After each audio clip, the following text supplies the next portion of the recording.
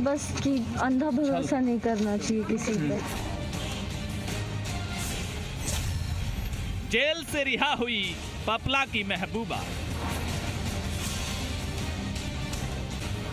Jail की चौहद्दी में जिंदगी गुजार रहे पपला की प्रेम कहानी में नया मोड़ आया है।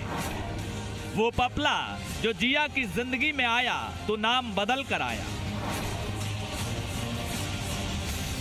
वो पपला जिसने जिया से अपनी असली पहचान छुपाई। वो पपला जिसके प्रेम में पागल हुई जिया उसके अपराधी मंसूबों से बेखबर थी। जिसने पपला की जिंदगी में खुशियों के रंग भर दिए, वो इस खबर से भी बेखबर थी कि उसकी जिंदगी बेरंग हो जाएगी। लेकिन आखिरकार अब पपला की महबूबा होने की सजा भुगत रही जिया को कोर्ट ने आजाद कर दिया है। उसे जमानत मिल गई है, लेकिन वो भीतर तक टूट गई है। बस कि अंधा भरोसा नहीं करना चाहिए किसी पे। मुझे उसके पेरेंट्स के लिए सिंपैथी है, उसके लिए नहीं है। 4 या 5 बार इससे मिली है, तो इसका मतलब ये नहीं कि लिविंग में रह रही है या इसकी गर्लफ्रेंड बन गई। जो अभी तक मीडिया ट्रायल चल रहा है कि इसको बार बार बोला जा रहा है कि गर्लफ्रेंड है, पपला गुर्जर की गर्लफ्रेंड है, ऐसा कुछ भी नहीं है। पपला गुर्जर के वकील ने बताया था कि पपला ने जिया से शादी की इच्छा जताई है, लेकिन अब जिया के इरादे लगता है बदल गए हैं। बस कि अंधा भरोसा नहीं करना चाहिए किसी पे। मैं उसको मान सिंह के नाम से जानती थी। मैं उसने एक अलग इमेज मेरे सामने पोर्ट्रे की थी जो कम्प्लीटली ऑपोजिट मुझे अभी दिखा है उसके बारे में। राजस्थान हाई कोर्ट से मिली राहत।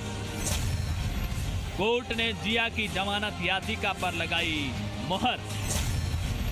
अदालत ने जिया की जमानत की मंजूर।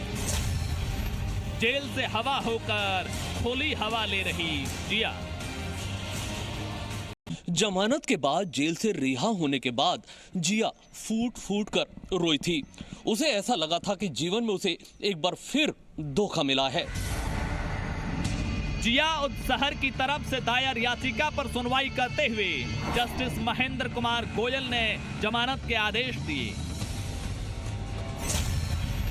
जिया की जमानत मंजूर होने पर अभियोजन पक्ष ने विरोध किया, जिस पर जिया के वकील महेश गुप्ता ने हाईकोर्ट में तर्क दिया कि जिया को पपला के किसी भी अपराध की जानकारी नहीं थी। जिया एक अपराधी ना होकर एक पीड़ित की तरह है। जिया कोल्हापुर में जिम ट्रेनर के तौर पर काम करती हैं।